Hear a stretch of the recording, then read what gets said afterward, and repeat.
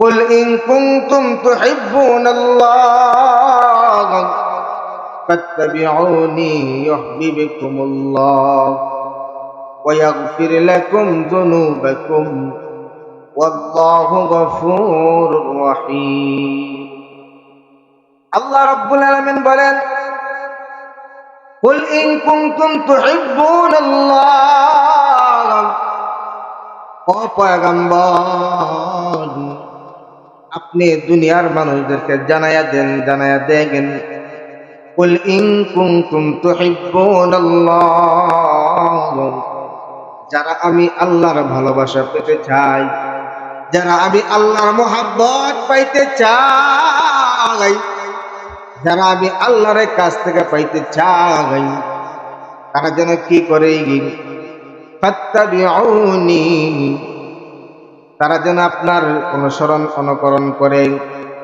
বলে অনুসরণ অনুকরণ করলে কি হবে? আল্লাহ রাব্বুল আলামিন বলেন ইউহিব্বুকুমুল্লাহ, আমি আল্লাহ ওই বান্দারে মহব্বত করব।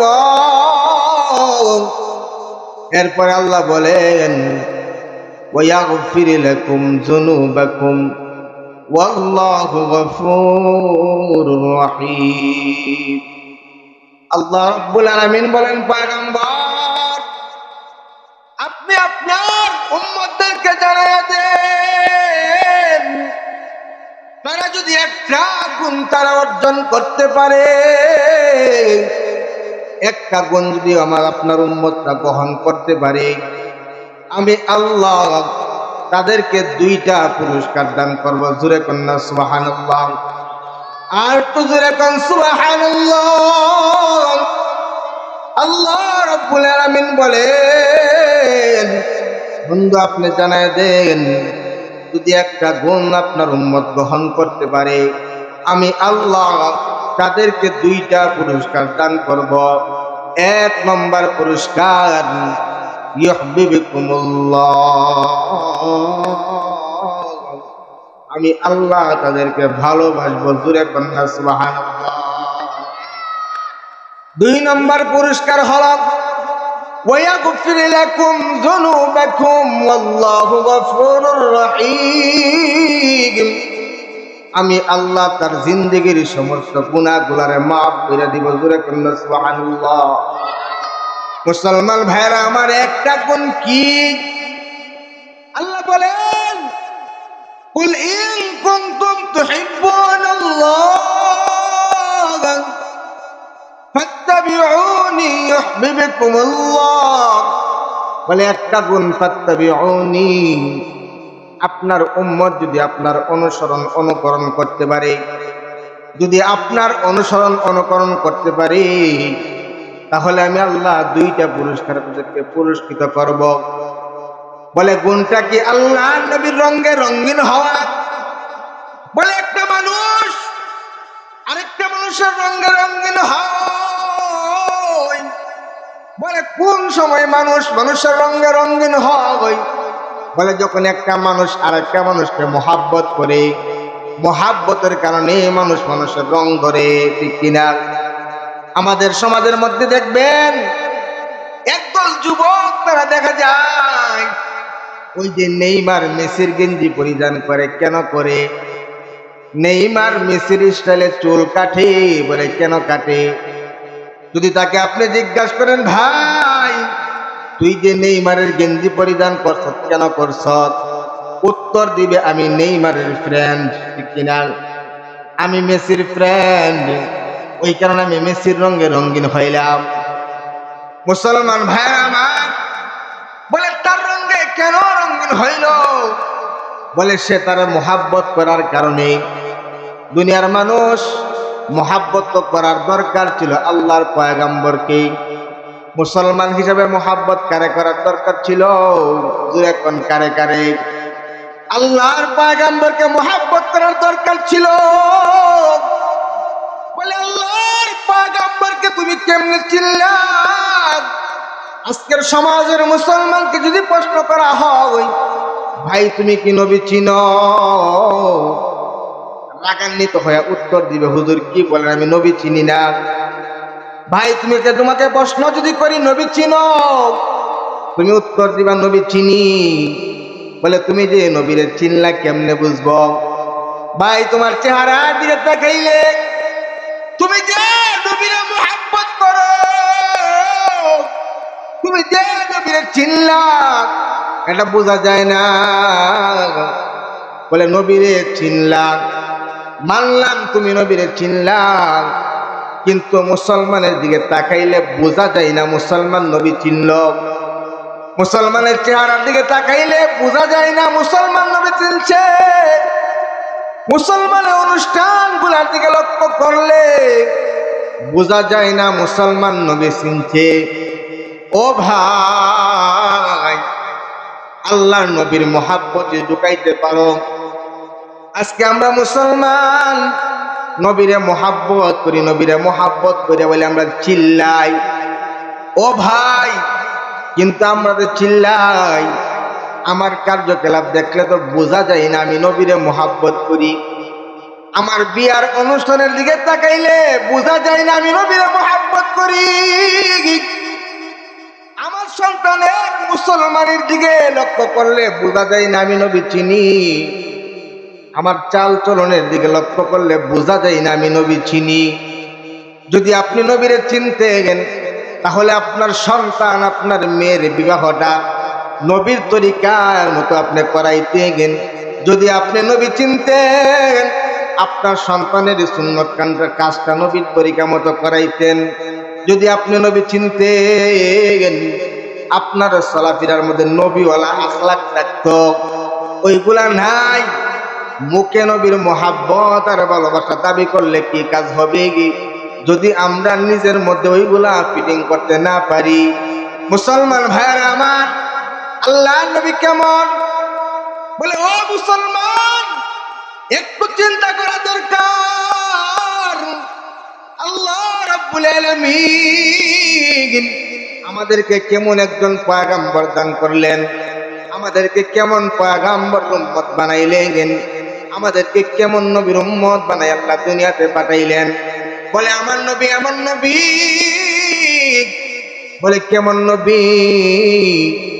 আল্লাহর নবীর যদি দুনিয়ার জমিনের ভিতরে কোনো একটা ছোট্ট বাচ্চা সে মনে মনে নিয়ত করে আমি পৃথিবীর মানব ইতিহাসের সেরা একটা বাচ্চা হব, তাহলে ওই বাচ্চা যেন আল্লাহর পয়গম্বর শিশু মুহাম্মদের দিকে লক্ষ্য করে। যদি আল্লাহর পয়গম্বরকে ফলো করতে পারে তাহলে ওই বাচ্চা মানব ইতিহাসের সেরা বাচ্চা হয়ে যাবে। কেউ যদি মনে মনে চায় আমি মানব ইতিহাসের সেরা একজন কিশোর হব, সেরা একজন যুবক হব, সেজন্য আল্লাহর পয়গম্বরের দিকে লক্ষ্য করে। যদি আল্লাহর পয়গম্বরের দিকে লক্ষ্য করে আল্লাহর পয়গম্বরের রঙে রঙিন হইতে পারে কি ওই মানুষটা সে তার যুবক জীবনে সেরা যুবক হয়ে যাবে। শুধু তা নয়, বলে প্রত্যেকটা সেক্টরে যদি মানুষ চায় আমি সেরা কোনো মানুষ হব, সেরা কোনো দায়িত্বশীল হব, সে যেন আল্লাহর পয়গম্বরের দিকে লক্ষ্য করে। মুসলমান ভাই, আমরা নবী চিনলাম কিন্তু নবীর মুহাব্বতের নজরানা আমরা প্রকাশ করতে পারলাম না। আল্লাহ নবীরে কি পরিমাণ মুহাব্বত করছে! একটা ওই যে উটনি, একটা উট আল্লাহ নবীরে মুহাব্বত করছে। বলে উট নবীরে কেমনে মুহাব্বত করলো? বলে একটা উট আল্লাহ নবীর মুহাব্বত প্রকাশ করছে। একটা গাধা আল্লাহ নবীর মুহাব্বত প্রকাশ করছে। বলে কোন গাধা? আল্লাহ নবী ইন্তেকালের পর একটা গাধা খানা খায় না, খানা খায় না। সাহাবায়ে কেরাম গাধার সামনে নিয়ে খানা দেয়, কিন্তু গাধা কোনো খানা খায় না। কেন কেন কেন? বলে ওই গাধাটা আল্লাহর পয়গম্বরের গাধা ছিল। আল্লাহর পয়গম্বর গাধারে বলতো, গাধা যা যা আবু বকরকে ডাইকা আমার কাছে নিয়ে আস। গাধাটা দৌড়াইয়া আবু বকর সিদ্দিক রাদিয়াল্লাহু তাআলা আনহুর ঘরের দরজার সামনে গিয়া কোরআনা লাগতো। আবু বকর ঘরের দরজা খুলে দিলে ওই গাধাটা আবু বকর রাদিয়াল্লাহু তাআলা আনহুর পাঞ্জাবির কোণার মধ্যে কামড় দিয়ে দইরা আল্লাহর পয়গম্বরের কাছে নিয়ে আসতো। জুরে কন্যা সুবহানাল্লাহ। ওই গাদা খানা খায় না, আল্লাহর নবীর মোহাব্বত প্রকাশ করতে গাদাটা নিজের জীবন নিজে দিয়া দিছে। মুসলমান ভাইরা আমার, আল্লাহর নবীর মোহাব্বত করতো একটা উটনি, যে উটনির নাম ছিল কাসওয়া। আল্লাহর নবী ইন্তেকালের পর কাসওয়া চতুর্দিকে দৌড়ায় আল্লাহর নবীর দেখার জন্য, কিন্তু আল্লাহর পয়গম্বরকে দেখতে পায় না।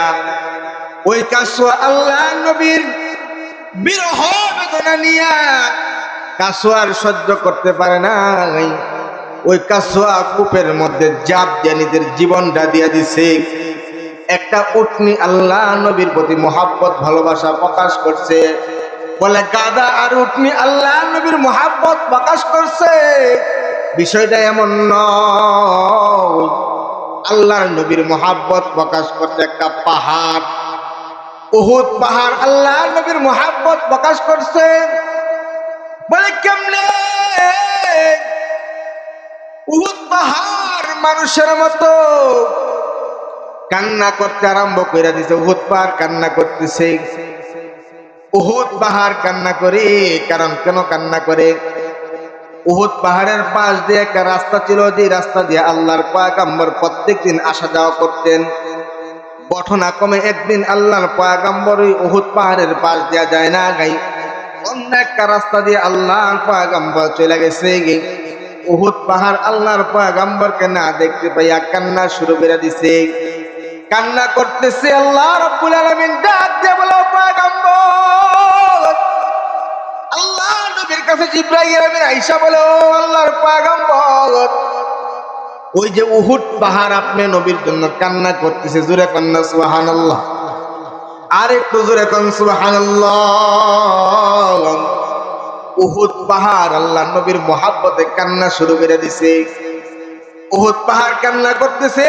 জিবরাইল আমিন আল্লাহর পয়গম্বরকে জানায় দেয়, নবী ওই যে উহুদ পাহাড় কান্না করতেছে, আপনি জান না? ও পয়গম্বর, আপনি উহুদ পাহাড়ের কাছে যান।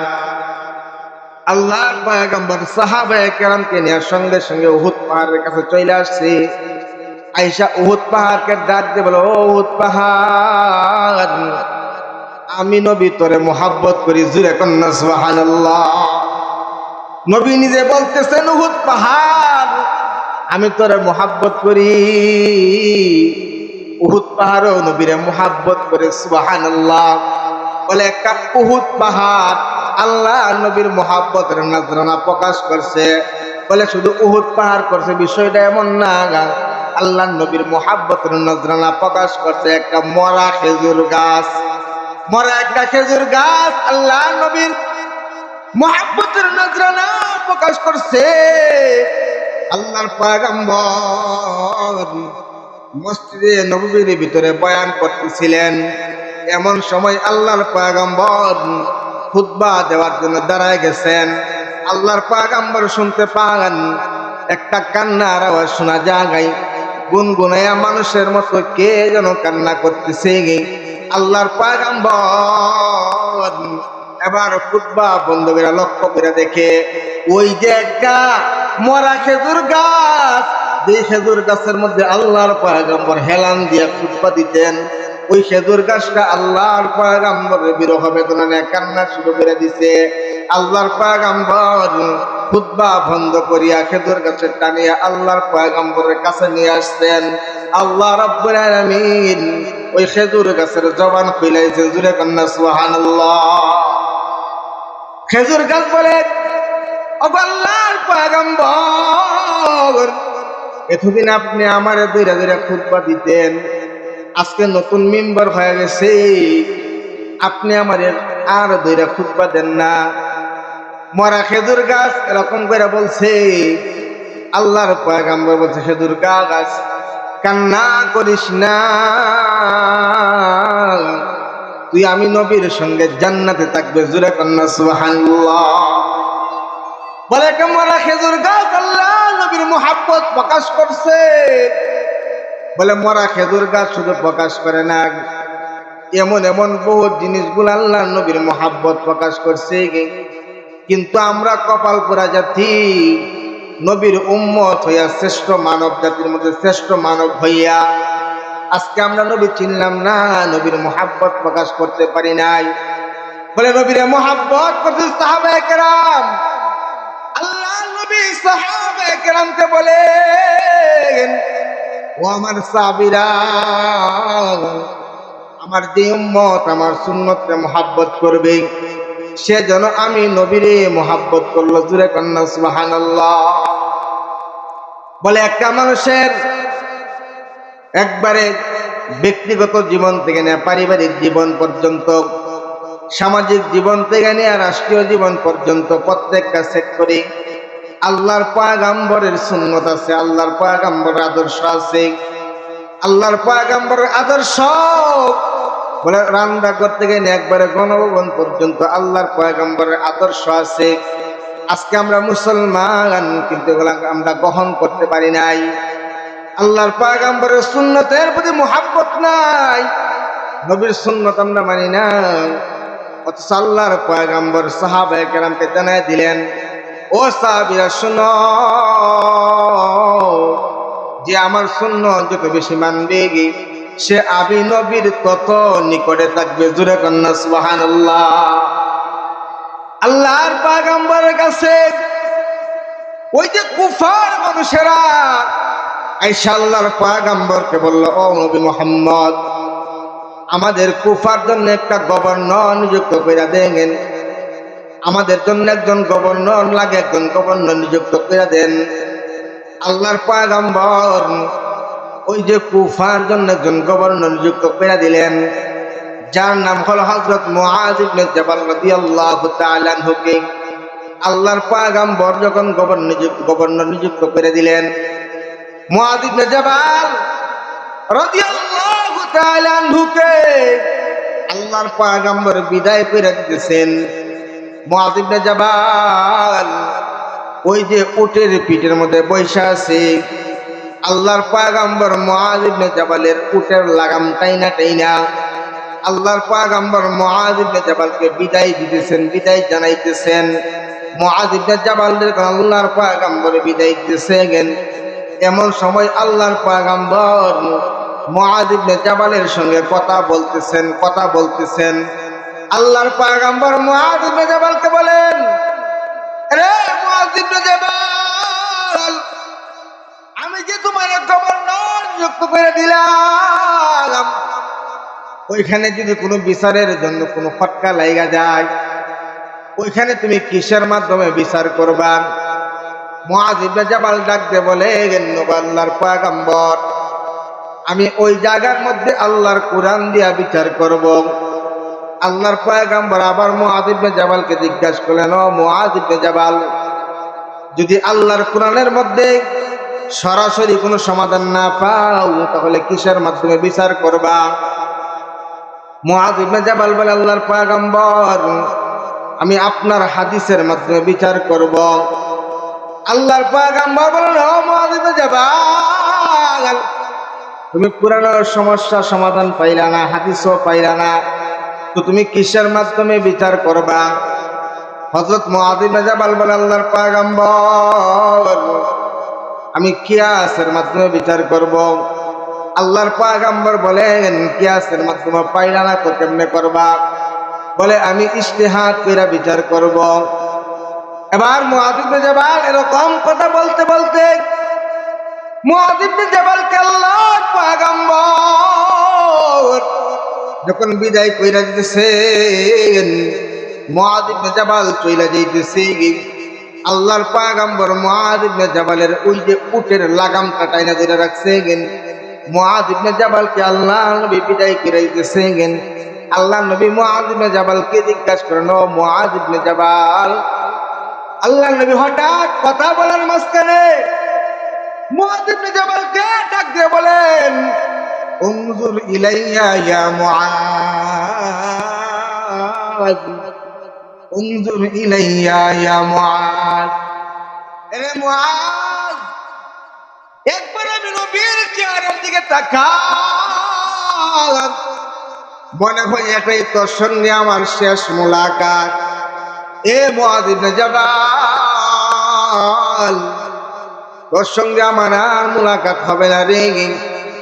ওই যে তুই যেই জায়গার গভর্নর করে বানাইতেছি, ওইখান থেকে আসবে, ওই শাম থেকে তুই আসবে আইসা আমি নবীরে আর দেখতে পাবি না গান, আমি নবীর রওজা তুই জিয়ারত করবি।